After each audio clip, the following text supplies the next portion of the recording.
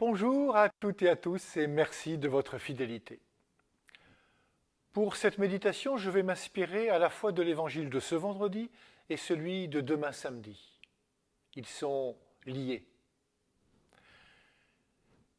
L'infatigable apôtre Paul se réjouit, dans sa visite aux chrétiens de Thessalonique, de s'être converti au bien véritable.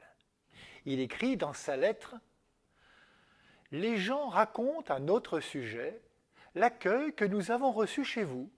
Ils disent comment vous vous êtes convertis à Dieu en vous détournant des idoles afin de servir le Dieu vivant et véritable. » Servir Dieu en se détournant des idoles.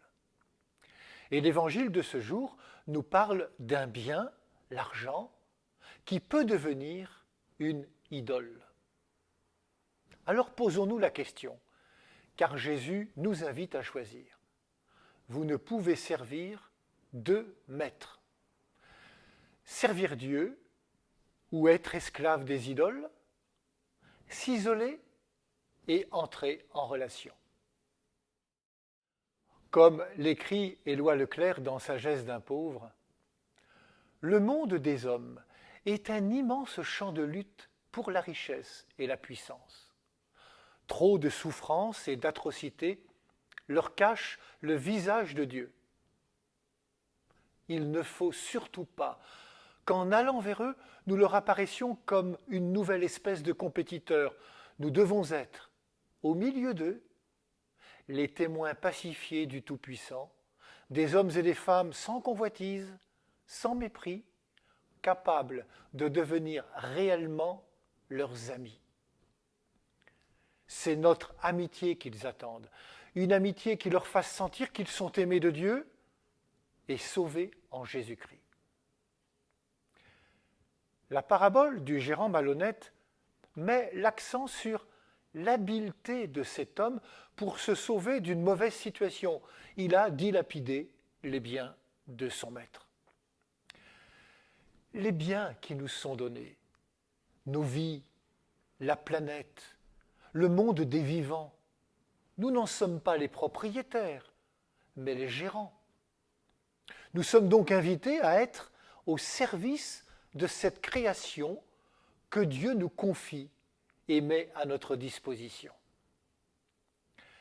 L'argent, qui n'est qu'un moyen, peut vite devenir une idole qui fait obstacle à la fraternité voulue par Dieu.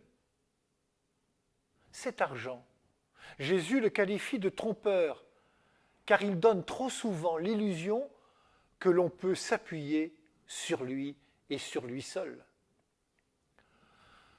Ne nous laissons pas tromper, nous dit le Christ, que toutes nos ressources soient au service de la relation. Quel est ce bien véritable dont parle le Christ, sinon la relation vraie que nous avons pour Dieu et pour notre prochain, pour ces relations qui seules donnent vraiment sens et goût à notre vie. Nous le voyons bien en ces temps où nous en sommes cruellement privés. L'argent roi isole, sépare, divise. Le vrai Dieu, lui, unifie, nous met en relation. Servir Dieu, c'est lui ressembler. Lui ressembler, c'est prendre tous les moyens au service d'une seule fin, entrer en communion avec les autres et avec Dieu. C'est vivre en fille et fils du Père, c'est vivre en enfant de lumière digne du vêtement blanc reçu à notre baptême. Rappelons-nous la parole du Père prodigue à son fils aîné, choqué de l'accueil qui lui a été réservé à son frère de retour à la maison. Il lui dit « Toi, mon enfant, tu es toujours avec moi, et tout ce qui est à moi est à toi. Tout ce qui est à moi est à toi. » Dieu ne garde rien pour lui. Ce qu'il est nous est donné pour que vive l'alliance fraternelle. Bonne journée à toutes et à tous.